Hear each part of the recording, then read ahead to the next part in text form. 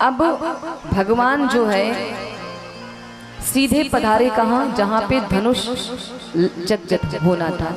भगवान शिव का धनुष रखा था कंस के महल में, और शिव जी ने यह धनुष देते समय कंस से कहा था कि भैया कंस, अगर जल्दी से तो कोई ये धनुष तोड़ नहीं पाएगा, और जिस दिन जिस व्यक्ति के हाथ ये धनुष टूट गया तो वही व्यक्ति आपका काल भी होगा, इसको याद रखना। तो कंस ने उस धनुष के आसपास बड़ा पहरा लगाया है कि इस धनुष का कोई भंजन ना कर सके।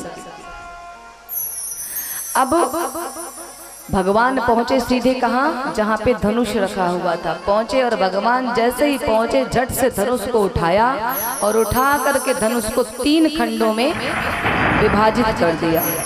और जैसे ही 3 घंटे में टूटा, कंस का हृदय कांपा कि लग रहा है मेरा काल अब धीरे धीरे मेरे नजदीक आ रहा है।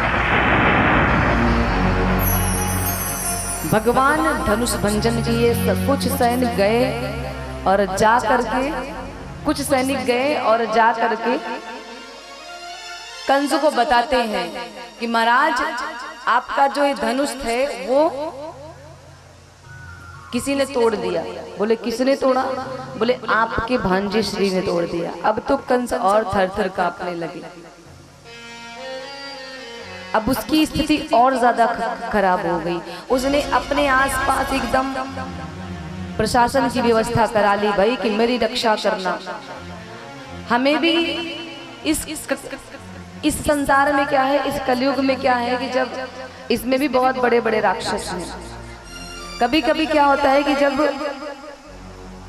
किसी अच्छे व्यक्ति को कोई धमकी मिल जाती है कि भाई आपके प्राण जाने वाले हैं, तो हम भी प्रशासन से गुहार लगाते हैं कि भाई मेरी रक्षा करो, खतरा है मेरे प्राणों को। और इधर क्या होता है कि कंस तो क्रूर था ही, उसने तो पाप ही पाप किए थे। उसने अपने सैनिकों को बुलाया और कहा कि भाई मेरे पास ही रहिएगा, मुझे छोड़ के कहीं जाइएगा नहीं, मेरा काल आ रहा है नजदीक, और उसको मारने का भरकम पूरा प्रयास कीजिए। वो मर ही जाना चाहिए, इस बार बचना नहीं चाहिए। उसने बहुत सारे राक्षसों को मारा और इस बार उसका पत्ता साफ होना चाहिए। कंस की व्यवस्था बढ़िया है, सबसे ऊंचे मंच पे जाके बैठा है, आसन लगा करके सिंहासन पे। आसपास बहुत सारे सैनिक टहल रहे हैं कंस की सुरक्षा में। इधर जब भगवान धनुष का भंजन किए तो भगवान अब गेट से महल की तरफ प्रवेश कर रहे हैं, मेन गेट से।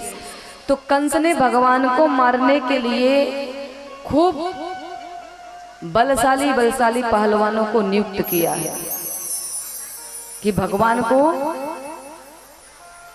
मार देना, भगवान का वध कर देना। चाणूर, मुष्टिक जैसे महाबलशाली पहलवानों को कंस ने नियुक्त किया है कि भाई जब कृष्ण आए तो उसको छोड़ना मत।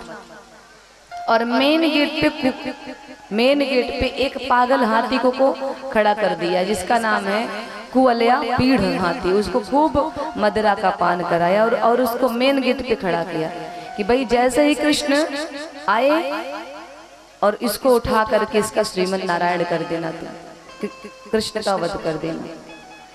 इधर क्या हुआ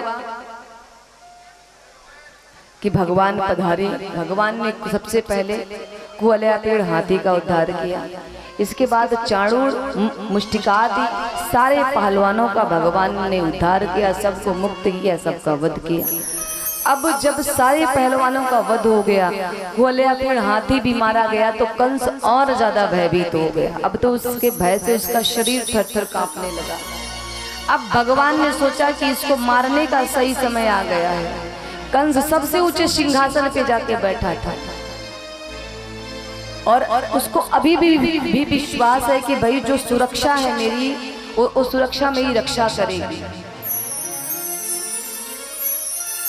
भगवान बड़ी तीव्र गति के साथ कंस की तरफ दौड़े और कंस के सिंहासन पे लपक करके भगवान पहुंचे और कंस को बालों से खींचते हुए घसीटते हुए नीचे लेके आ रहे हैं। कंस ने कहा छोड़ दे, मुझे पीड़ा हो रही है।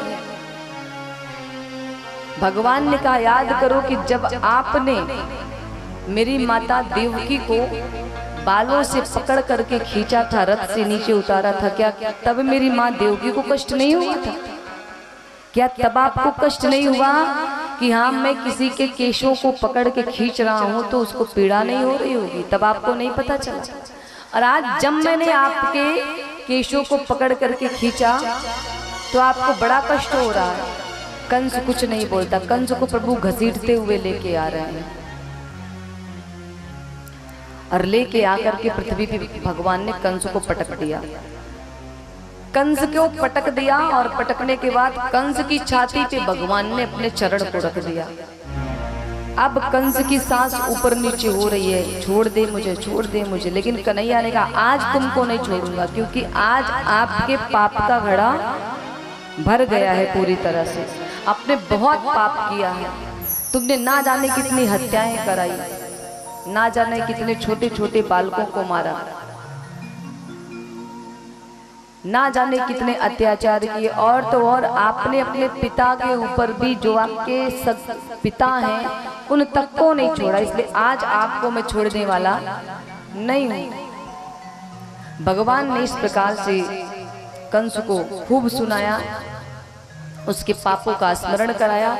और इसके बाद भगवान को परम क्रोध आया है। भगवान में क्रोध में आकर के कंस के ऊपर अपने चरणों को रखा था और भगवान ने अपने चरणों को उठाया और चरणों को उठाकर कंस की छाती पे एक जोरदार प्रहार किया। भगवान ने अपने चरणों से, जो एक चरण का प्रहार करते हैं प्रभु, तभी कंस का वध हो जाता है। प्रभु ने एक ही प्रहार में कंस का वध कर दिया।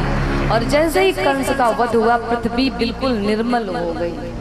लेकिन अकेला कंस ही नहीं था राक्षस, कंस के साथ साथ और भी बहुत सारे ऐसे राक्षस हैं जो अभी जिंदा हैं। एक राक्षस जब पैदा हो जाता है ना, तो उसके साथ साथ उसका साथ देने वाले बहुत सारे राक्षस पैदा हो जाते हैं।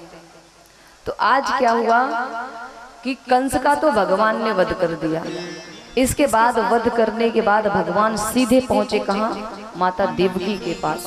माता देवकी और वसुदेव जी को मुक्त किया। इसके बाद भगवान, जो कंस के पिता हैं उग्रसेन महाराज, जिनको कंस ने बंदी बना के रखा है राजगद्दी के लिए, भगवान गए, उनके पिता को बंधन से मुक्त किया और मथुरा की गद्दी पे उन्हें बिठाया, राजा बनाया।